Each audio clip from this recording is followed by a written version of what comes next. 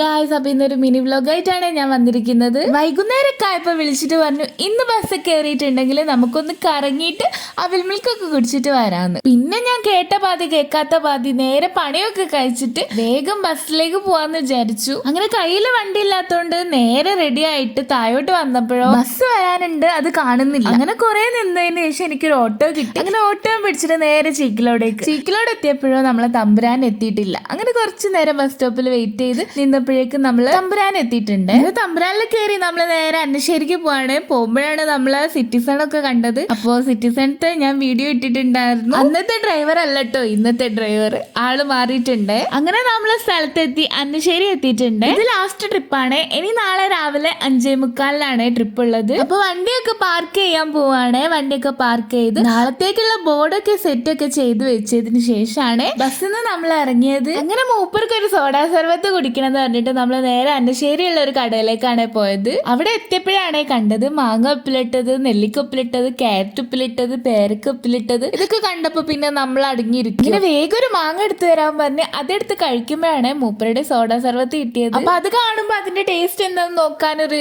ഇതാണല്ലോ. അപ്പൊ ഞാൻ അതൊന്ന് വാങ്ങി കുറച്ച് കുടിച്ചു നോക്കി. എനിക്ക് വലിയ താല്പര്യമില്ല കേട്ടോ അതിനോട്. എന്നാലും മൂപ്പരുടെ കയ്യിൽ അത് കാണുമ്പോ ചെറുതായിട്ടൊന്ന് കുടിച്ചു നോക്കാൻ തോന്നി. അങ്ങനെ മാങ്ങന്റെ ടേസ്റ്റ് കൊണ്ട് ഒന്നുകൂടെ എടുത്തു കേട്ടോ, മൂപ്പരും എടുത്തു കേട്ടോ ഒന്ന്. അങ്ങനെ അതൊക്കെ കഴിച്ചിട്ട് നമ്മള് നേരെ വിട്ടത് അത്തോളിക്കാണ്. അത്തോളി എത്തിയതോ നല്ല ബ്ലോക്ക്. എന്ത് ബ്ലോക്കാന്ന് അറിയില്ല, അത്യാവശ്യം നല്ല ബ്ലോക്ക് ഉണ്ടായിരുന്നു. പക്ഷെ നമ്മള് ബൈക്കിനായതുകൊണ്ട് ഉള്ളിൽ കൂടെ ഒക്കെ ഇങ്ങനെ കേറി മുൻപിൽ എത്തിയിട്ടുണ്ടായിരുന്നു. പിന്നെ കുറച്ച് അപ്പുറം എത്തിയപ്പോഴാണ് റോഡ് പണി നടക്കുന്നതൊക്കെ കാണുന്നുണ്ട്. ചിലപ്പോ അതിന്റെ ബ്ലോക്ക് ആയിരിക്കാം. അങ്ങനെ നമ്മൾ ഉദ്ദേശിച്ച സ്ഥലം പിന്നെ എത്തി. അപ്പൊ നേരത്തെ ഞാൻ പറഞ്ഞില്ലേ അവിൽ മിൽക്കൊക്കെ കുടിച്ചിട്ടേ തിരിച്ചു വീട്ടിൽ പോവുള്ളൂ എന്ന്. അപ്പൊ നമ്മള് ശ്രീലക്ഷ്മി കൂൾബാറിലേക്കാണ് വന്നത്. അപ്പൊ പേര് കേട്ട കൂൾബാറാണ്, കുറെ കാലം മുന്നേ ഉള്ളതാണ്.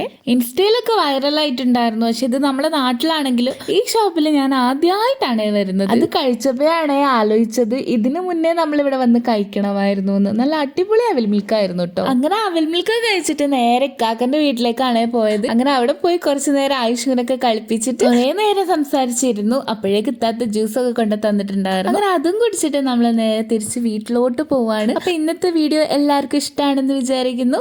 അപ്പൊ സബ്സ്ക്രൈബ് ചെയ്യാത്തവരും സബ്സ്ക്രൈബ് ചെയ്യണേ. അടുത്ത വീഡിയോ കാണാം. ബൈ.